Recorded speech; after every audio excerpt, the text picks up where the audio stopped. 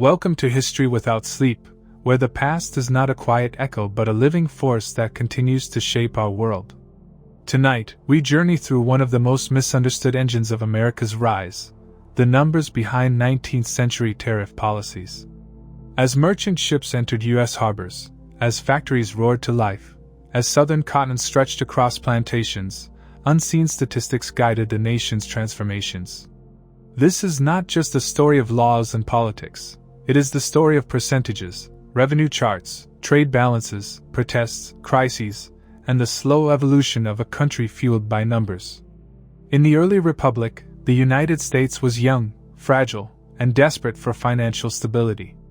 Before income tax existed, tariffs provided nearly 90% of all federal revenue, turning every imported crate, barrel, and spool of cloth into the lifeblood of the government.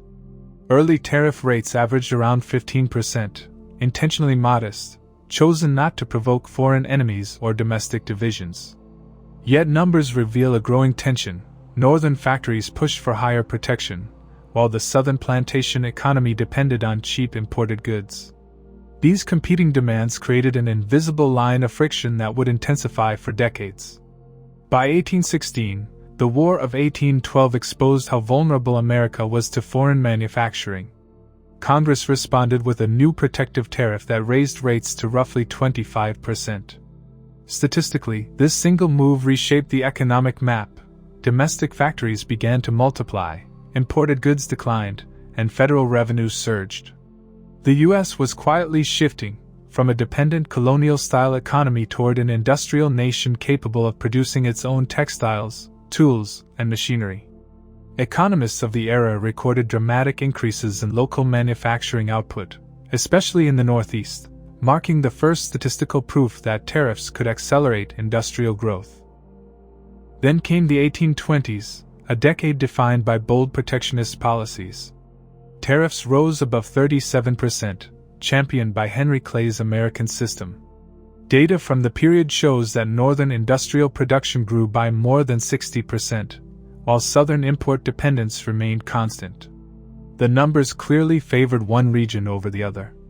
As factories thrived in Pennsylvania, Massachusetts, and Rhode Island, plantation owners in Georgia and South Carolina faced rising prices on every foreign product they purchased. Statistically and politically, the nation was drifting into imbalance.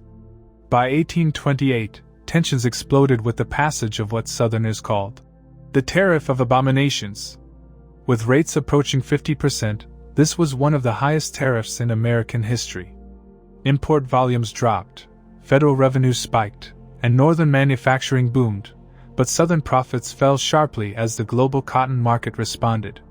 South Carolina, enraged by the numbers, argued the tariff was unconstitutional and threatened nullification. Andrew Jackson stood ready to use military force if necessary. Behind the political drama, the statistics told a story of imbalance so severe that the nation nearly fractured 3 decades before the Civil War. To save the Union, Henry Clay proposed the compromise tariff of 1833, gradually lowering rates to around 20%. The statistical effects were immediate. Southern trade volumes rose again, domestic prices leveled, and political tensions cooled. Yet the compromise did not erase the fundamental divide. As America expanded westward and industrialization accelerated, tariff debates evolved from regional disagreements into national economic strategy.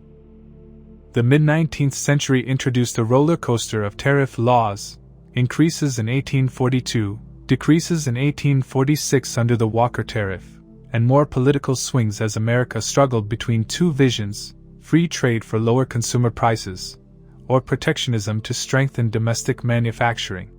Statistics from customs ledgers reveal fascinating patterns.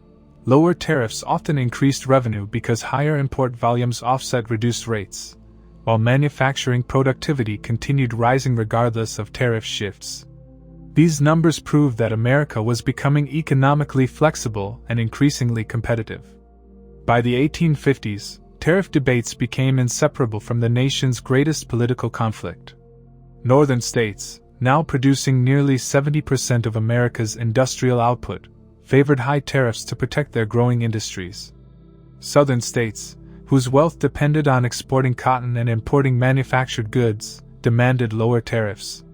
Statistical charts from the era show two economies diverging like parallel worlds, an industrial north driven by factories, and an agricultural south driven by global markets. This divergence fed into the rising tension over states' rights and slavery, making tariffs one more fault line in an already fractured nation. When the Civil War began, tariffs became a wartime necessity. The Morrill Tariff of 1861 raised rates to nearly 40%, and additional wartime increases pushed many duties above 45 or even 50%. These high tariffs funded the Union's war machine, fueled industrial growth, and transformed the United States into a manufacturing powerhouse.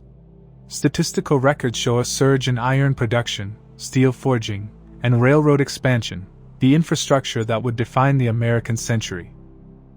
After the war, the Gilded Age cemented the era of high tariffs. Rates remained at 40 to 50% for decades, and the numbers reveal explosive growth. Steel output jumped from 68,000 tons in 1870 to more than 11 million tons by 1900. Railroad track mileage expanded across the continent. Massive corporations rose, and waves of immigrants arrived to power the industrial machine. Yet tariffs also contributed to rising consumer costs and deep income inequality, creating economic contradictions that defined the age. The 1890 McKinley Tariff raised rates above 49%, triggering sharp drops in imports and violent political backlash. 2 years later, the Wilson-Gorman Tariff attempted to reverse course and introduce America's first peacetime income tax, but the Supreme Court struck down the income tax provision. The final decade of the century became a tug-of-war between revenue, politics, and economic desperation. The statistics show instability in trade, fluctuating federal income, and volatile markets preparing the way for the progressive era reforms to come. Across the 19th century, tariffs shaped America more than most people realize. They determined government revenue, protected new industries, divided regions, funded wars, and steered the course of national development. The statistical story is clear. Tariffs were not just taxes. They were the economic engine behind America's rise from a fragile young republic to an industrial power. If you enjoyed this journey through the hidden mathematics of history, don't forget to like, comment, and subscribe to History Without Sleep, and stay awake with us as we uncover more forgotten chapters in the next video.